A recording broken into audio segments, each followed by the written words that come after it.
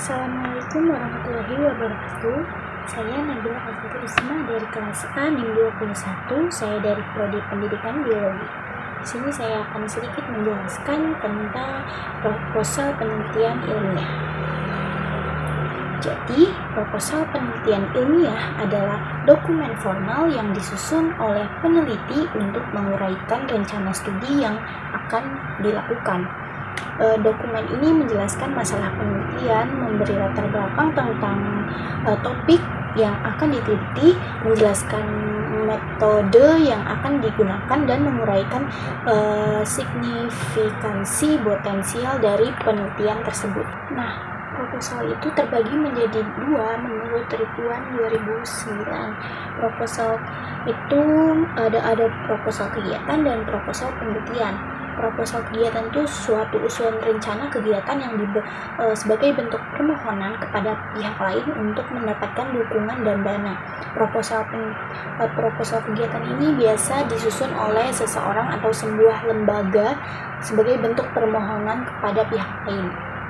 Proposal penelitian yaitu rencana penelitian dari seseorang peneliti yang akan mengadakan penulisan karya ilmiah berupa skripsi, tesis, ataupun disertasi.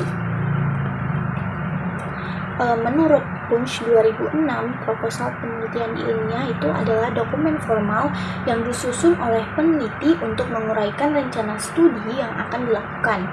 Dokumen ini tuh menjelaskan penelitian, memberi latar belakang tentang topik yang akan diteliti, menjelaskan metodologi yang akan digunakan, dan menguraikan signifikansi potensial dari penelitian tersebut. Nah, proposal itu berfungsi sebagai apa sih? Jadi, proposal itu berfungsi sebagai peta jalan untuk penelitian dan sering digunakan untuk mendapat persetujuan atau pendanaan dari institusi atau lembaga pendanaan. Dalam Kamus Besar Bahasa Indonesia, kata proposal itu merujuk pada rencana kerja yang dituangkan dalam bentuk rancangan kerja. Sedangkan dalam pengertian secara umum, proposal penelitian adalah jenis dari salah satu karya ilmiah yang memiliki tujuan untuk mengusulkan sebuah capaian penelitian baik dalam bidang sains maupun kepentingan akademisi, serta berharap supaya sponsor mendanai kegiatan penelitian tersebut. Nah, suatu karya disebut ilmiah karena ia merupakan hasil penelitian. Untuk membuat karya ilmiah, penelitian harus dilakukan terlebih dahulu sebelum ditulis. Secara umum, jenis penelitian ada dua macam, yaitu penelitian kualitatif yang bertujuan untuk melakukan pengukuran, dan kedua adalah penelitian kuantitatif yang bertujuan untuk mengeksplorasi atau menjelaskan sesuatu berdasarkan data yang telah dikumpulkan. Penelitian kuantitatif ini biasanya mengumpulkan data dari lapangan atau laboratorium. Nah, sedangkan penelitian kualitatif biasanya mengumpulkan dari data kepustakaan. Fungsi dari proposal penelitian itu apa sih? Jadi, fungsi proposal penelitian itu yang pertama adalah mendapat persetujuan. Proposal penelitian itu dibuat agar peneliti mendapat persetujuan sehingga peneliti bisa melaksanakan penelitiannya tersebut tanpa adanya hambatan dari pihak manapun. Yang kedua adalah memberikan gambaran. Dalam hal ini, peneliti harus menyampaikan secara jelas apa manfaat dan dampak yang ada setelah penelitian itu dilakukan. Yang ketiga, menjelaskan rencana penelitian untuk menjelaskan maksud secara keseluruhan dari rencana yang sudah dibuat. Yang keempat adalah berfungsi sebagai sarana kebutuhan penelitian. Seseorang peneliti itu harus menyusun dokumen proposal penelitian yang baik agar dia mampu mendapatkan hasil dan kebutuhan yang sesuai dengan apa yang dia teliti. Nah, ada juga struktur dari proposal penelitian ilmiah. Yang pertama itu ada di bagian awalnya.